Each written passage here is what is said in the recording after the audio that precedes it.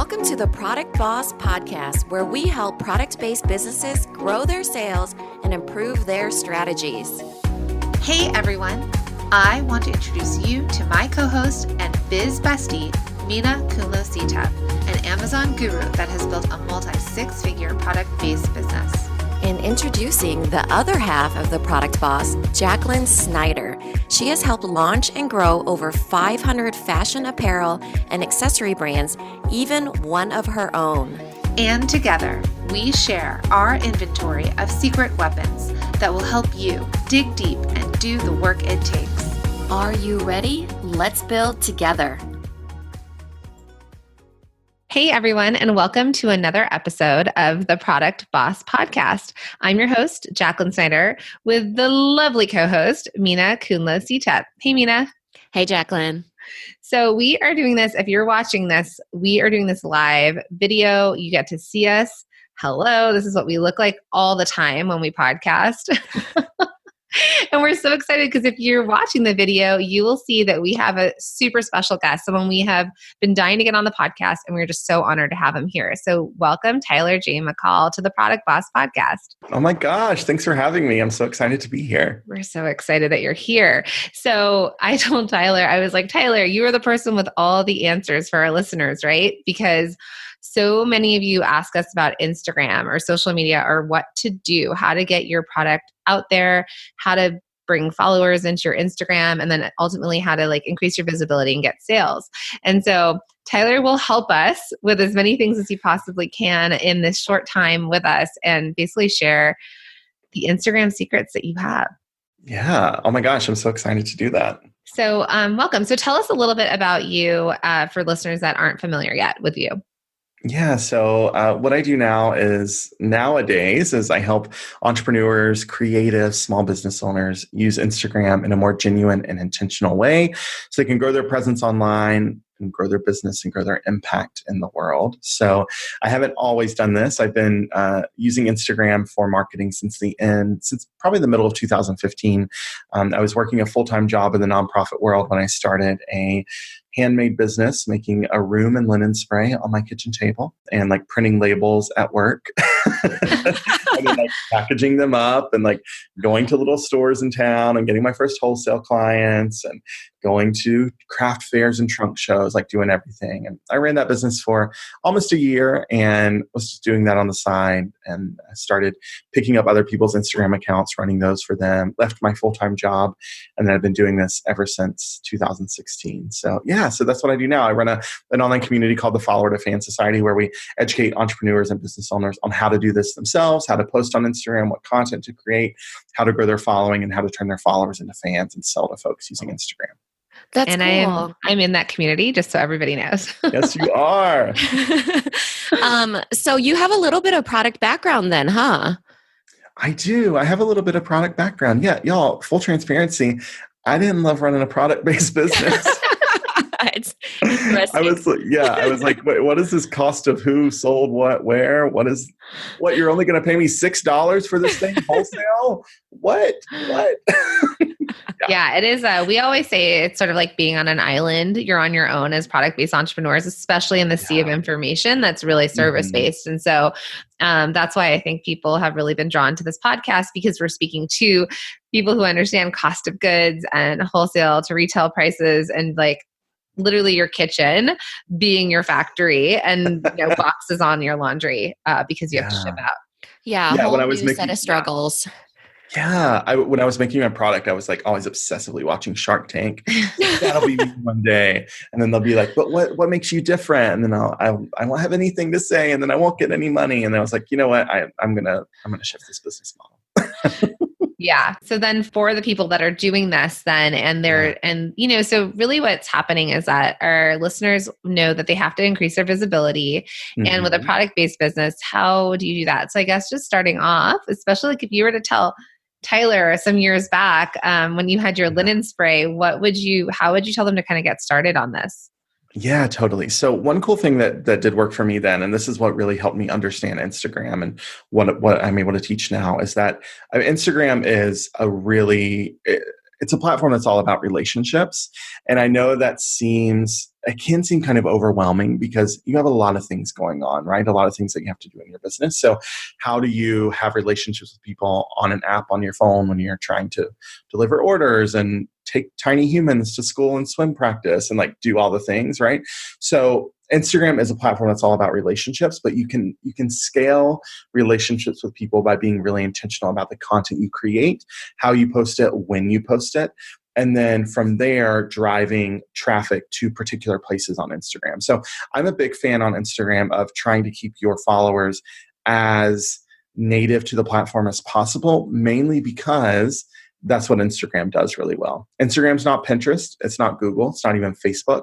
It does not drive traffic well. So what I mean by that is Instagram doesn't give you a lot of places to send people off of Instagram. And even when you can, it's not necessarily as intuitive because they're built-in browsers, kind of wonky, like all these things happen.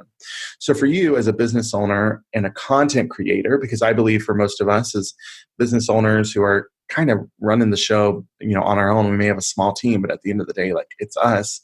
We're also content creators. So we need to understand how to step into that role of a content creator on Instagram. So that means we create really specific content for a very specific person. And we use that content as a way to build relationships and to drive action all within Instagram. And when it comes time to things like building a mailing list or getting people to a sales page or a product page, you can do that through Instagram. But the most effective way to do it is going to be a little bit more intentional and a little bit less, here's the thing, if you want it, go buy it. So that's where we start talking about DM strategies and getting people to direct message and how you can share products through the DM and talk about a product that way, answer product questions, all of that, all within Instagram. And then it becomes a really powerful tool for your business. No wonder that a lot of our clients will say that they don't get any sort of action on a swipe up because people don't want to leave. They want to stay native to Instagram. So, if you send them a DM, they're still native to Instagram. And then if you do the question thing, like, hey, ask me anything, those are really powerful. Yeah, that's brilliant. Well, no wonder. That's true. I don't ever swipe up. Yeah, exactly. People are always asking me, like, how do I get to 10K? And I say, well, like, I can kind of help you get there. But as someone who's had 10K, because they want the swipe up, right? And as someone who's had the swipe up for a long time, it ain't that special, right? Like, it doesn't drive that much traffic because people don't want to leave Instagram. They want to binge their Instagram stories. They want to watch videos of cookies being decorated, and they want to see what Kim K's up to. Like, that's what we're doing on Instagram, right? We're not necessarily there to always buy a product. But Instagram is introducing lots of things to make it easier for product-based businesses. So product tagging in Instagram stories and in the post is available now. They're even experimenting with, they're actually testing in certain markets a separate Instagram shopping app just for products, where you can have an app almost like it's totally leaving my mind like right now, but that app where you can resell clothes, the one I'm talking about. Poshmark? Poshmark, yeah. Like that, where someone taps on a product and it pulls you into like Instagram shopping app. So I think we could see some evolution there where it's still really native, really easy. A lot of times what I see people running into is you swipe up and then you go to like a product page and then if you have to like find your credit card, or for me, I'm at a place now where like, if it doesn't take Apple Pay, I'm like, y'all, I got to type in a number. I can't just look at my screen and buy this, right? So what's going to work really well for you on Instagram as a product-based business is driving people to the DM to have conversations with them and then directly sending them the links to things that they want to buy instead of just relying on the swipe up all the time. So let's talk about that. How would you get someone to go to the DM to chat with you? Okay, so there are a few things that need to happen before then. So the first thing we need to think about is the fact that getting someone to direct message us about our product it's a little bit of work for them, right? It's not necessarily like the easiest thing for them to do. So what do we need in place before they actually do that? Well, we need them to have a relationship with us and we need them to trust us. So to get them to that point, we need to create some content that is telling our story, that is telling the business story, that is weaving in your personal story as much as you feel comfortable and confident. And I will tell you that sharing personal story is going to help you get further as opposed to brands where it's just this kind of like faceless, nameless brand. So once you do that, you start sharing story. That's where people can find those kind of common connections with you. And then you need to start getting your audience to engage in ways that are a lot more simple than a direct message. So the best place for this is through the polling feature on Instagram stories, using the slider poll and then the 2-option poll, just to get them to start clicking on your stuff. That's it. And then from there, you can start using the question box on Instagram just to get them to get like familiar with typing something in on your Instagram story. And then start using calls to action in your post in the feed. So saying double tap if you agree or comment your favorite whatever below and driving some interaction there. And then once you've done that, and here's the thing, this takes some time, right? It takes some time to get your audience building up these habits. I encourage folks when they start doing this intentionally, give it at least a quarter, give it 3 months of really intentional content, driving action, driving engagement, engaging with your followers as well. And then you'll get to the point where you can say, hey, we have this new thing that we've just introduced. If you want to learn more, send us a direct message. Or if you want to see how this works, send us a direct message. Or if you want to learn how you can use this product, send us a direct message. And from the DM, you can do things like sending them to a video tutorial about the product, sending them to a landing page where maybe you have an opt-in where you're doing a discount code or you're doing some kind of other free resource about your product, or sending them directly to the product page. But it's going to take some work and getting really creative with your calls to action too. I see a lot of people just saying like, hey, if you want to buy this thing, DM me. It's like, okay, well, y'all, let's do a little bit more here. Okay. So like make it a little more interesting, tease things a little bit more, or get people more engaged in what you're doing, or build in some anticipation for what you're going to share, and then drive those people to the DM to get the answer, to get the resource, or to get the solution to their problem, whatever it may be. Yeah, I mean, I feel like I know you just by watching your Insta stories. I mean, talking about binging, it's like Netflix for real life, because just like Netflix, you don't even have to click on the next video. That next Insta stories just starts up. I see you every single day, Tyler, and you don't even know it.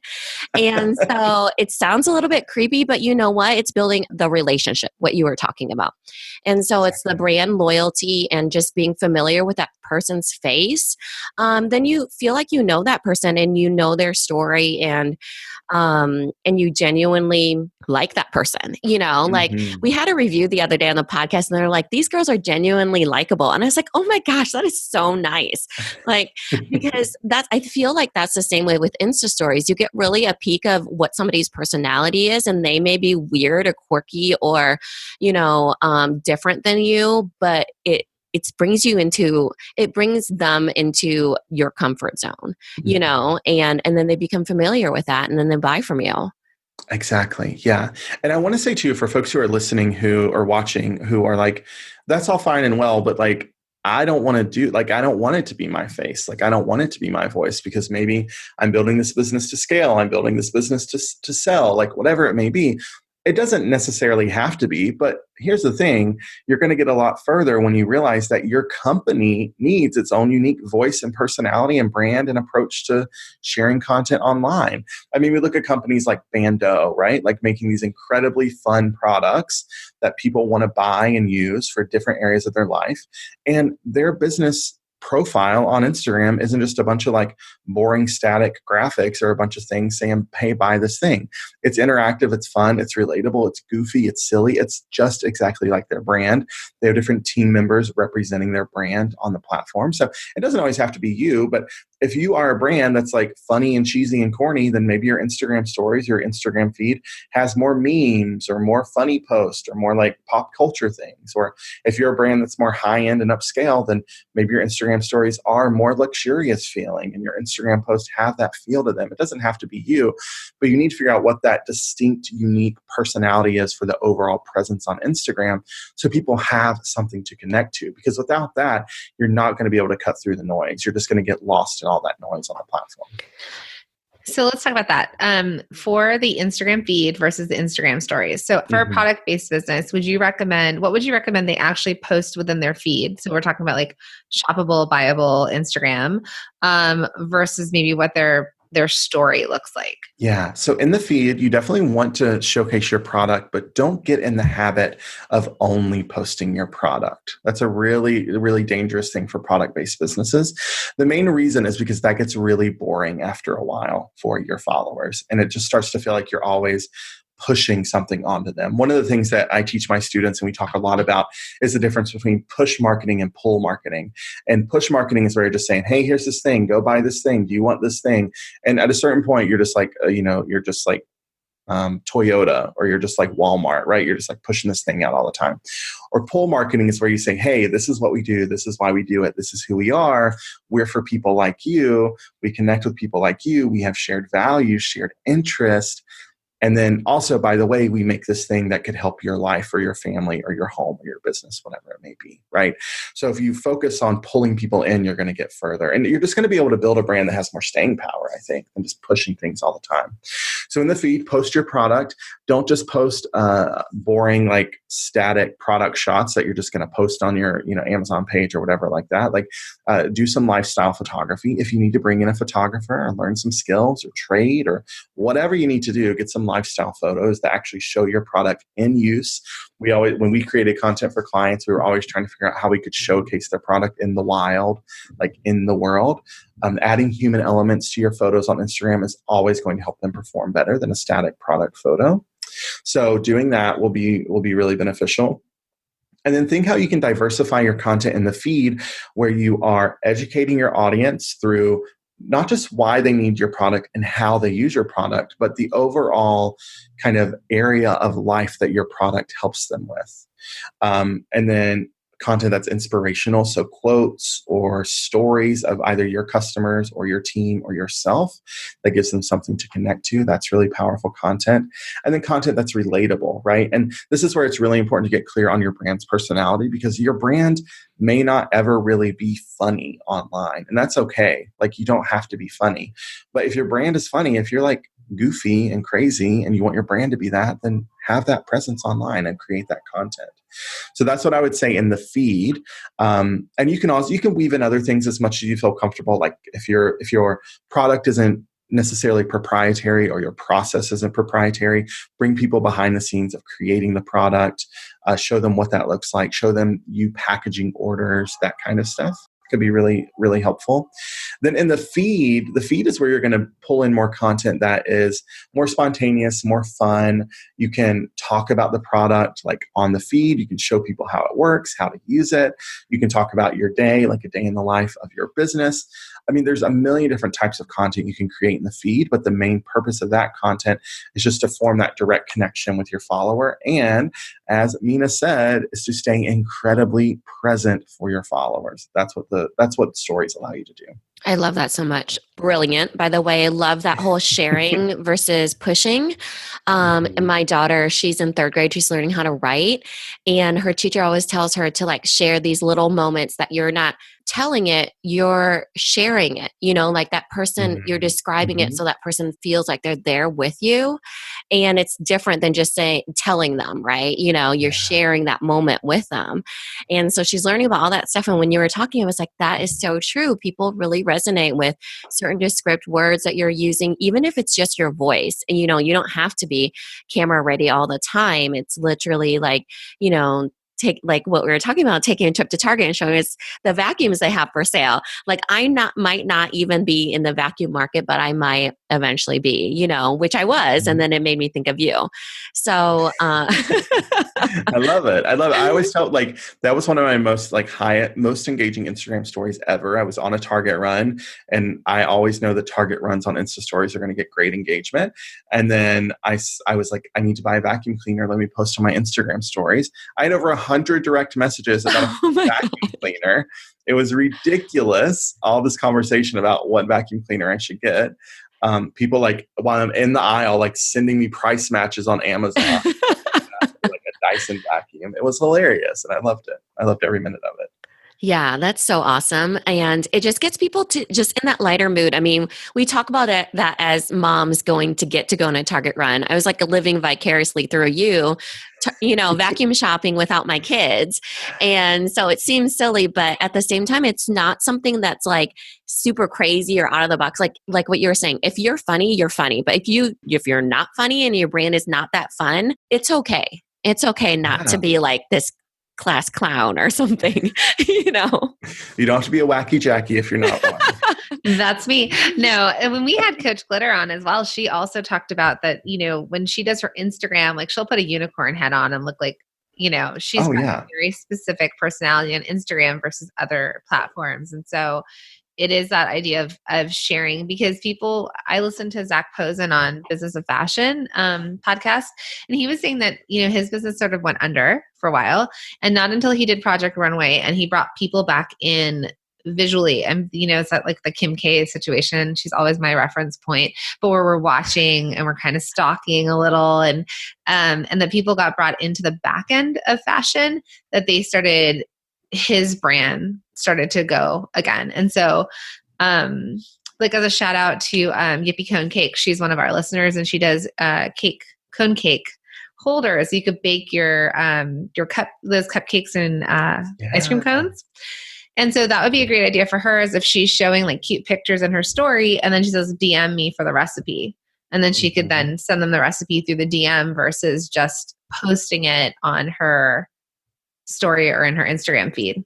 Yeah, exactly. Yeah. Any opportunity you have to do that, where you're bringing the engagement into the DM, it's going to be really beneficial. And the other thing too is, a lot of times as business owners, and you said this at the beginning, like we hear all the time, we're supposed to be everywhere, right? Like we need to be on all the platforms, creating all the content. Well, most of the content you're creating other places, instead of trying to send people to that content, always bring the content to Instagram. Like if you can break up the blog post into multiple Instagram posts, or into Instagram story topics, or into an Instagram live, bring it to Instagram. If you can bring the recipe and send it to someone in a DM, bring it to Instagram. We've really got to get out of this habit of always trying to push our followers off of Instagram to consume our content, because they're just not going to do it. So instead, bring the content there and make following you on Instagram a really, really valuable thing for your followers. Yeah, it's an experience, right? This is exactly what we tell our product people when somebody's opening up a package, it's an experience for them. And so in a way, they're unpackaging your product on Instagram, which reminds me, we were talking about, what are you known for, right? You're known for Target. I would love to be known for Amazon, since I'm such a super fan, a buyer, a seller, I just talk about Amazon constantly, and I just love it so much. I'm like obsessed with Amazon. So I could actually open up Lord knows I'm getting a package every single day. Yes. Right? You could do it, and people would love it. Oh my God, they would love it. What did Mina buy today? Oh, an ice roller. I don't even know. I'm usually like, what's in here? It's true. So we also play the game now, because we live in Chicago and we're car free. So we're always playing the game of like, okay, what would it take to like either walk down the neighborhood, because we don't have anything like in our neighborhood. So like, okay, I could take a Lyft to Target, or I could order it on Amazon. And then I'm like doing the math in my head of like, what would it take? I'm just going to order it on Amazon. Do they have Amazon Now? Is that what you mean? Oh yeah. We have Prime Now, and then we have, and then so many, side conversation. Yeah. But pretty much anything I order off Amazon, I can get same day or next day. Yeah, we don't have that here in Iowa. I miss LA, where it was like 2-hour delivery. Now deep in Jersey, it's like 2 days. That's ridiculous. 2 days to wait for my whatever dog food. So this is such great information. So you had sort of mentioned tags or hashtags, and I know that you've talked about what people are used to. So coming up with these hashtags, putting it in their feed. So let's talk about like if they build it, how do they get them to actually come and watch their stories? Such a good question. So the thing we need to talk about first is that Instagram is really different today, when we're recording this toward the end of 2018, than it was a year and a half ago. So I would say a year and a half or 2 years ago, you could have posted a gorgeous photo on Instagram, put a chunk of hashtags in the caption or the comment, and logged off, and you would have gotten plenty of likes, plenty of comments and your following would have grown. Instagram doesn't work like that anymore. And for two main reasons, partially because there's now this algorithm in place that is determining when people see content.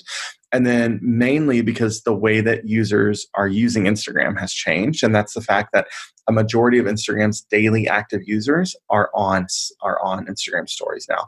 Instagram stories actually has more daily active users than Snapchat even has users. Like, that's how popular it is. Instagram stories are just where people are hanging out now. So engagement in the feed has tended to be down a little bit because people aren't just scrolling like they did. They're watching stories.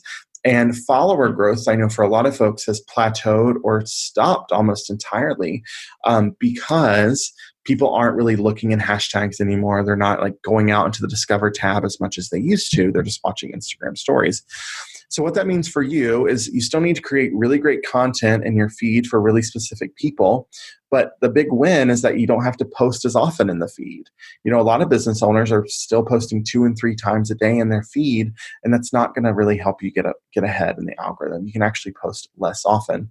The other thing is, now to grow your following, you have to go out and find new followers. So this is what a lot of people are not doing. And I'll be completely honest with you, it takes time. It takes some effort to make this happen. It doesn't always have to be you. You can have someone on your team do it. You can have a VA do this for you. But this just looks like going out of your account, using your account on Instagram, but going out of who you're following and who's following you. I hear a lot of people, I say engage more than you post. That's kind of one of my mantras on Instagram. And they're like, okay, I like all the stuff of people I'm following. And I'm like, well, that doesn't help you, right? Like, engaging with people you follow is fun, but that doesn't help you grow your following. I mean, going out into hashtags that your ideal audience is using, going out to other accounts that have a similar audience as you and engaging with their audience, going out into Instagram at location. So where's your ideal customer shopping? Where do their kids go to school? What coffee shop do they go to? Where do they work? Do they go to a country club? Do they go hiking? Where do they go to church? Any of those things, right? Going into Instagram and engaging with people who are posting content shared at those locations. That's what I mean when I say engage more than you post, and engaging outside of your account. And if you get in this habit, just 20 or 30 minutes a day, and you have great content for a really specific person, your following is going to grow.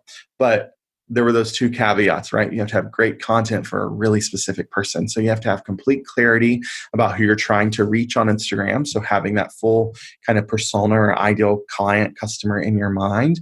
And then you know the content you're creating for them. So what does it look like? What does it sound like? What does it feel like when I read it? And then when you engage with that ideal person and you bring them back to your Instagram account, it's going to be a no-brainer for them to follow you. So we have a whole episode on your ideal customer avatar, and I teach it to all of my clients. And then in the Followers Advance Society, that's one of your first things is like the ideal person on your Instagram. And it was like this aha moment for me where it was like, I didn't even think about my Instagram in the same way that you think about your website or the product for your customer. And so I think that's something you definitely teach about within your courses. And that was sort of like this, things just skip, you think, oh, Instagram's about this, or I'm supposed to show pretty pictures, but you really are you want to connect. I had this conversation with a client yesterday and I was like, or maybe it was today, I don't know, talking to people all the time, but more or less like her website and her Instagram should feel very similar. Like you mentioned Bando. I've known Bando for like 15 years. We had the same showroom when I had Cuffs Couture, and we had the same sales rep. Always fun, always delightful, always confetti. It was like confetti on your desk, gold, sparkles, like joy. And you can see that it continues on through everything they do, including their products. Yeah, I love it. That whole experience. Yeah, like that Instagram should be an extension of, like, if you are going to show up as kind of the face of the brand, that Instagram account needs to be an extension of you and your personality. Mm-hmm. If not, and the brand has a really clear personality and point of view, which it should, that Instagram account needs to extend and be that. And I think the Instagram account is really the most approachable form of any social media, right? Like, it's the most fun. It's the easiest to get to. It's the easiest for you to grow your following because it's all organic. It's free. It's easy to do, right? Mm-hmm. You don't have to contend with like ads and paid traffic on Facebook. You don't have to worry about like people ripping you off or which I always hate this, like on Pinterest, like, oh my God, let's make this. Or I always say on Instagram, the worst thing you can have as a product-based business is people tagging other people saying, we should make this. Like, no, don't do that. Thanks. So it's not like Pinterest. It's not like the political cesspool that is Twitter, right? Like, Instagram's fun. It's easy. Like, it should be the most personable extension of your brand on the internet because it's pictures and videos. That's it. How fun is that? Yeah, I was checking on my phone because I wanted to confirm this because Jen Gotch, she's the founder of Shop Bando. She also has a podcast. It's called Jen Gotch's Okay Sometimes. And she talks a lot about entrepreneurism and depression and just functioning as a human, basically. You know, it's more of a diary. It's a personal diary, but she doesn't put those on Instagram stories. And that is more the behind the scenes of stuff that's less vulnerable. So I do think that there's things that you can definitely have a different strategy for different things, like a personal diary podcast and for your Insta stories and your Insta feed. You know, these are whole different decisions that you're making on what you're limiting your boundaries on. For me, it's like, what am I going to share on the podcast about my kids and what I'm going to share on the feed about my kids and what I'm going to share on Insta stories about my kids. It's okay to have different boundaries for each single one because when you're a product-based business, you know, you kind of have to make that decision. How much of myself do I want to put into there? Do I want to make this eventually, you know, built to sell? Or, you know, it's like looking at the end goal and making those decisions as you go. And it's okay to have different boundaries for each thing, for sure. Yeah, I love that. It's such a good reminder too. I get that question a lot. Like, do I have to put my kids on Instagram? Do I have to discuss my partner, my spouse? No, you don't have to do any of those things. Like, if you want to do those things and you think your audience will connect with them, then sure, go for it. But you're under no obligation to do that. I think it's really cool what Jen's done with Bando, and that, you know, with her like fully stepping into the role as like this chief creative officer, this person who founded this company, and really being able to step back from some of the day-to-day management. She can kind of cast the vision out there. She has a team that delivers that vision, and then she's able to pursue the conversations that she wants to have about mental health and entrepreneurship and all of those things. And I'm just obsessed with her and her Instagram stories too. See, it works. So we all become fans, and you may not be buying Bando headbands for yourself, but you're still a fan. Yeah, well, I did recently. I won a Bando sleep mask a few weeks ago. That's awesome. I love it. I've like worn it every night since. And they have like really cute coffee cups and mugs. And oh my God, so cute. So cute. So what would be your favorite tool that you like, your favorite Instagram tool? Oh, so I am a purist in that I just use Instagram. Like, I think a lot of the tools that we use to like create content can kind of be a distraction. I'm a big fan in business of recognizing the things that we do in business to just keep us busy, but aren't really like revenue generating tasks. So for me, like spending a ton of time, like making a pretty Instagram story with like a different app on my phone and adding this and that is just kind of a busy task. Doesn't really do much for my bottom line in my business. So I'm a purist. I love Instagram. I do recommend having some kind of tool that you use for your analytics and insights for Instagram. So definitely set your account up as a business account, but then third-party tools, there's like Iconosquare, Planoly, Later. Tools like that are going to be helpful because a lot of times they'll help kind of conceptualize your insights and make a little bit more sense out of them. So you better understand, okay, when it says this number, what does that really mean for my business or for my presence online? So I recommend doing that, or even using a tool like that to kind of plan out your content a little more strategically. But other than that, I'm just a Instagram and that's it kind of guy. So as Granny Jackie over here, my new dub name. So the tools, I don't hang out as much on the interwebs. So let me ask you a question about video, because you do a lot of stories and you're telling stories, right? And so people are up and you're talking and you're telling them something. It cuts you off at, is it 15 seconds? 15 seconds. So how do you continue if we were to have a continuous conversation with somebody? Do you just keep re-recording it or do you use a tool for that? So for me personally, I just record. Like, I'm at a point now where I can speak in 15-second increments without even trying. Right? I know it's practice, like riding a bike. So I do that, but there are free apps you can use. There's one called Story Clip. I think it's free, or it's like $3 in the App Store, where you can just upload a video and it'll clip it into 15-second increments. Instagram is testing a new feature within Instagram Stories that will auto clip your stories. So you can just hold down the button or just press it, record everything, and it will break it into 15-second chunks. So they're testing that right now. We'll see if they roll it out more broadly. But yeah, there's tools you can use to do that. Cool. Yeah. I'm always talking so fast. Then it clips me off in the middle and I start again and I do it again. It's not good. One of my favorite things that Tyler does so well is that he'll do like cliff notes typed out of what he's talking about. I hardly ever have the sound on, mostly because I'm sneaking Instagram when my kids are with me. And I don't want to be like, well, sharing when they're always like, let me see, or they're sleeping next to me or something. So I think that that's a huge tip. If you're going to be chatting about something, like you're one of the few people that consistently puts what you're talking about in like some notes on there. Yeah, always. And that started out of a desire to make my content more accessible, because I saw, a lot of the content that folks are creating online is not accessible to folks who may not be able to hear, or folks who may have a disorder where they can't process things that they're hearing. They'd rather read it or experience it, right? And so I was just creating this content where it was just a talking head all the time. And I was like, wait, this is not very accessible for people. So I started it for that. And then everyone was like, oh my gosh, this helps so much. And it helps my retention on Instagram stories stay really high.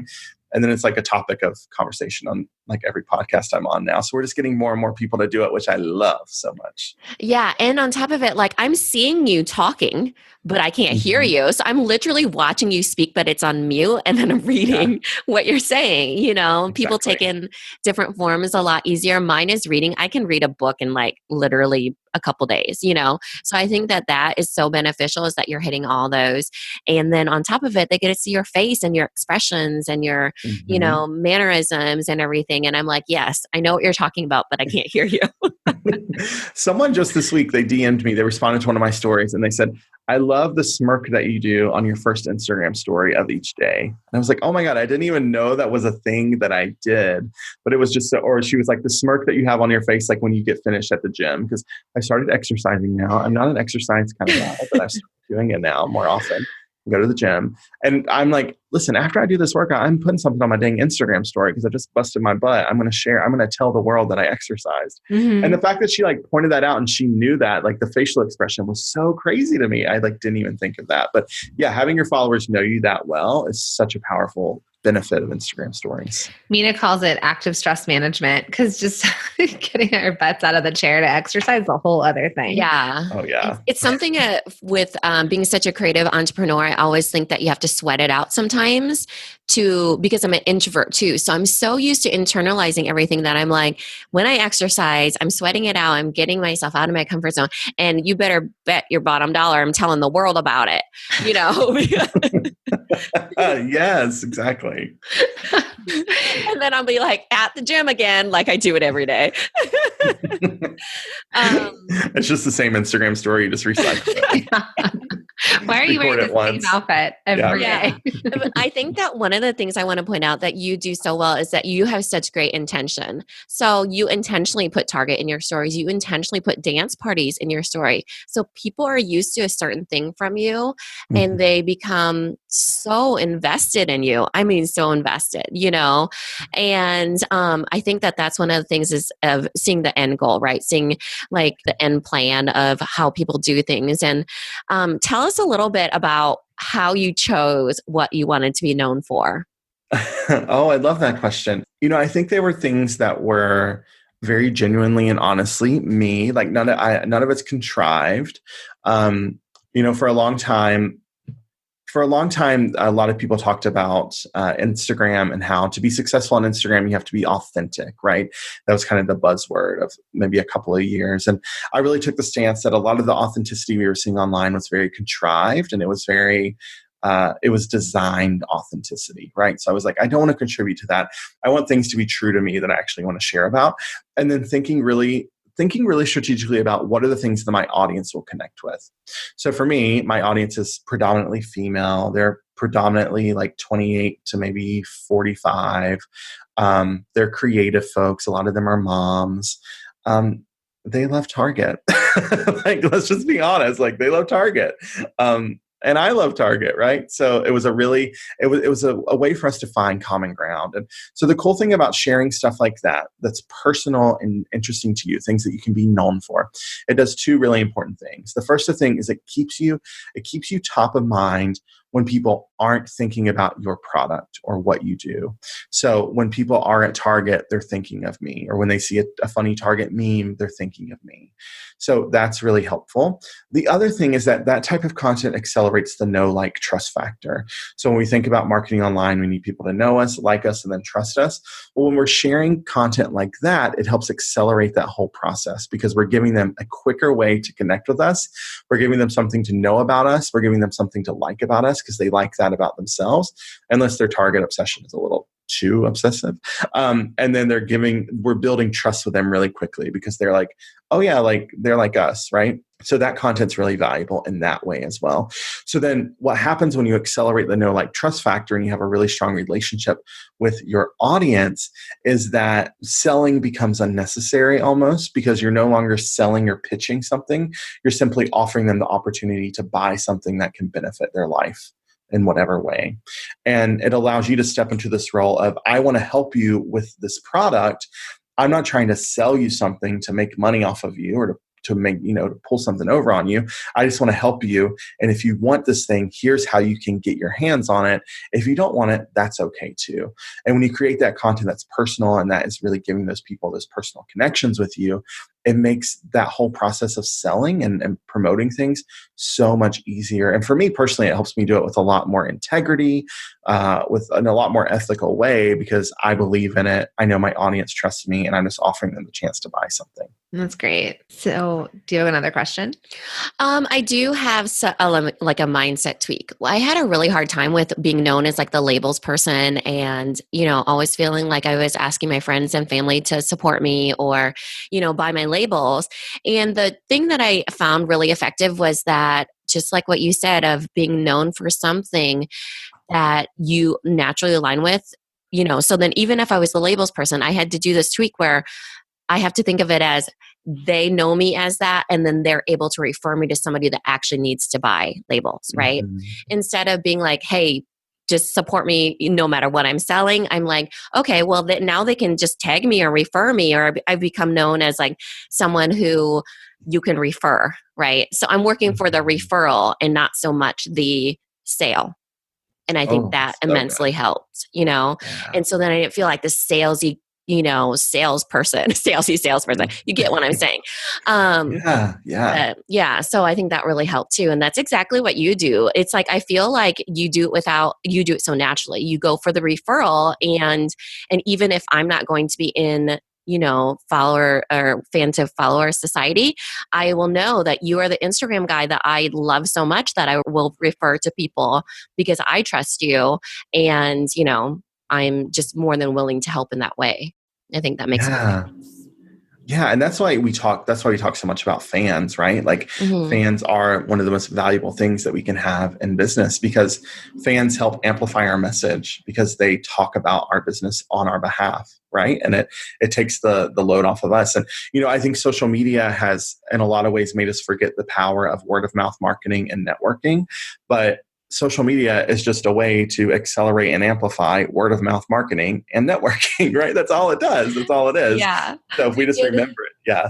We did an episode called Upping Your Social Currency, and it was something like people are 4 times more likely to buy if somebody that they know does a story on it. And I bought the ice roller, which is like something you roll on your face, because I saw it in my Insta story. And then Jacqueline, even when I was like, have you ever heard of the ice roller? And she's like, no, tell me what it is. I want to buy it, because we naturally are like that, right? Because I totally agree. It's like, it's just making us more accessible or able to get our message out, to more people. Mm-hmm. I wouldn't even know what the ice roller was. And then Jacqueline went, but we're just, like if she's buying it, then of course it must be something awesome. I'm the same way. Like bulletproof coffee was something I saw. Like, Oh, that's all we do. right? Yes. Like for a long time, I just saw like, like bros talking about it. And then I started like all the entrepreneur people I follow started posting about it. And I was like, oh, geez, Louise, fine. I'll put some Kerrygold on my coffee and see how it tastes. I know. I was so unsure about it. And then I finally tried. I was like, hey, this is not that bad. And I've told my husband to reduce my MCT oil. So my husband does he does the whole thing. He buys the bag. Hello, peasant. Bring me my bulletproof coffee. It's like I live in a coffee shop. He makes it because he's he follows everything. He's like, I have to get the coffee because there's no mold in it and and he'll do the whole thing. Meanwhile, Mina has her Keurig hack. This is how I do it with the Keurig. And so we also, that's something we chat about because it's sort of our, we don't eat till about 2:00 in the afternoon naturally. Yeah. It's called fasting, but we're really just forgetting. Yeah. I think that one of the things that people were so religious about bulletproof coffee, and that's what hindered me too, is it made me feel like, oh, I should be doing it a certain way. Then I was like, I'm pretty sure I saw an Insta story of somebody doing Keurig cup. I think it was Megan Mins, actually. She uses the Keurig cup. I was like, hey, I can use a Keurig cup, I guess. It's okay if I, modify this. And so I use a Keurig cup. I use a hand blender and, I still use ghee and MCT oil and everything, but that's just my version. And you know what? It's okay. I lost 3 pounds, by the way, guys. Yay, congratulations.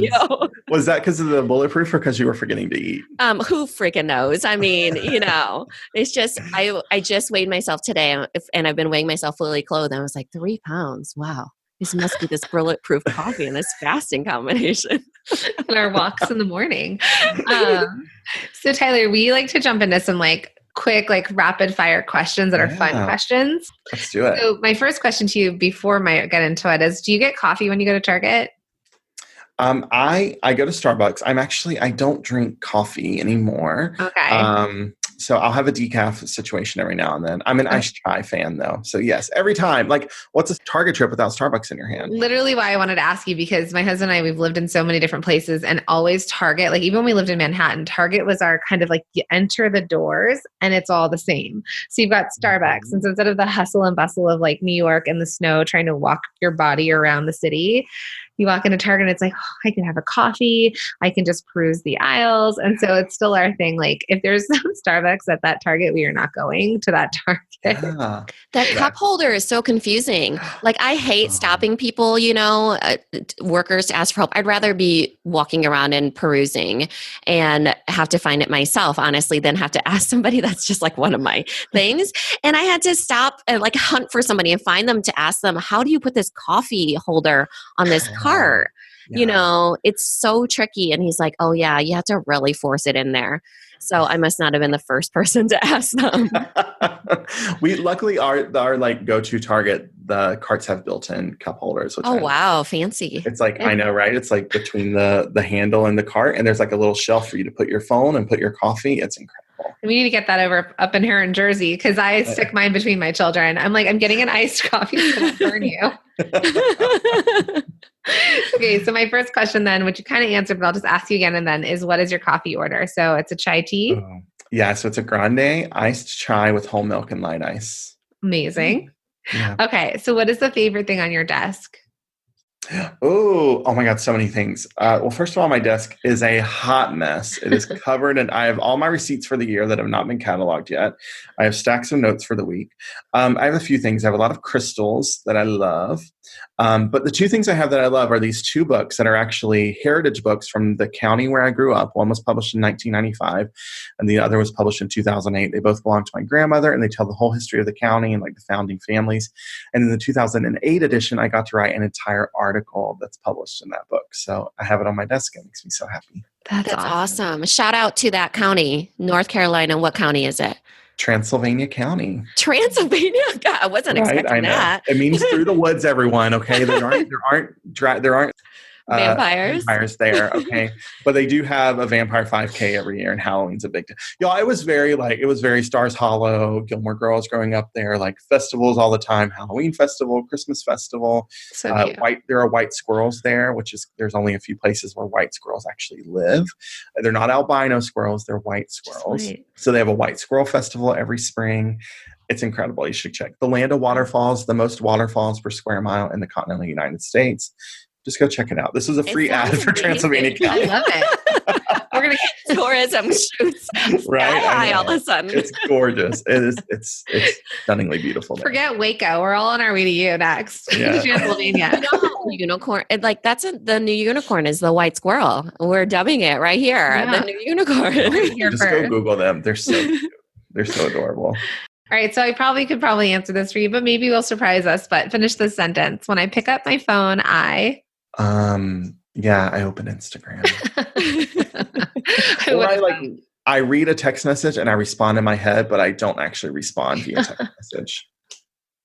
In my life, I walked up to someone the other day. I was like, "Did I email you or did I dream it?" Because I was supposed to send you an email. That's very on brand for me as well. Yeah. Okay. You wish you knew how to. Oh, that's a good one. I wish I knew how to fix car things more. I don't know enough about how to fix a car. I mean, nobody does. I know that's boring. I wish I could wouldn't it be cool though if your car was acting up and you could diagnose it? I don't understand how there's tools. You can plug them in and they do that now. I saw that the other day. But he means lift up the hood and spinning and you're like, I can pull out my tool from my back. Yeah. No, it was all growing up, there would be something wrong with the car and my dad could just listen to it and fix it. I'm like, how did you're literally a witch. How did you do that? I wish I could just change a tire and not have to call AAA, but that's a whole other. Yeah, that'd be nice too. Not me. I don't wish any of that stuff. I'm glad I can call somebody that will do all that stuff for me. Okay, what was the last show you binge watched? Oh, I think it was not the newest season, but the most recent complete season of Shameless. Did you watch this season? So boring, so long. The newest one? Yeah, and it's Fiona's last one. It was such a disappointment. I haven't watched it yet. No. It wasn't nearly no enough. Spoilers. It was very I stopped 5 times and I was like, oh, I got to get through this. No, I hate when that happens. How I feel about Scandal. They were too sober, it was... Jacqueline, you've got to get to the end of Scandal. It is so I'm in terrible. season 7. I'm like, I know. Oh my God, it is so bad. I just need to complete this. I just need to get through it. I love Shonda, but I'm like, girl, what happens to you about season 3? She and Ryan Murphy both, they lose it around season 3 or episode. She went on a vacation and wrote a book. The year of yes to every send me. Put up there. It's a mess. Oh my God, it's a mess. All right. Well, what should the title on your business card actually say? Oh, well, first of all, I don't even have business cards. Probably the title on my business card should say, I don't know why I gave you this business card, just to follow me on Instagram. It's true. Update my bio. Do you have an alter ego or stage persona, sort of like Beyonce? Oh, interesting question. I don't think I really do. No, I think I'm pretty kind of like what you see is what you get. Tyler who dances on Instagram stories is the Tyler you'll get. Yeah. I think the only difference, my partner Eric would probably tell you I'm a little more corny in real life than I actually am on the internet. I like to think I'm a little cooler than I am. I'm not. All of us. And then, and this actually comes from Coach Glitter. So she basically said that she feels like entrepreneur years are like dog years. And so you learn a lot very quickly. So our question to you then would be, what would you tell baby Tyler now that you didn't know back then? Ooh, oh my God, I love this question. I would tell him to charge more, to not be too comfortable. So I did the thing when I left my full-time job where we saved up a lot. We were ready to pay bills. So we were prepared.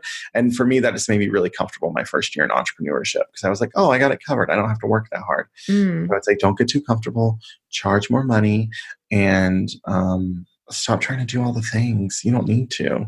Yep, yeah. Good advice. Not all the things. So tell our listeners how they can find you. All right. So, of course, Instagram is the best place to find me at Tyler J. McCall. I'd love to hear from you. Any big takeaways from today's episode? Any questions? Feel free to send me a direct message. I'd be happy to answer. And then if you want to learn more about Instagram, you want to learn my complete system for using Instagram for your business, you can check out freeinstagramclass.com for a free on-demand masterclass. I'm going to walk you through my 4-part Instagram system, talk about some of the mistakes you may be making and how to up your game on the gram. Thank you. Thanks so much, Tyler. Yeah. Thanks for having me.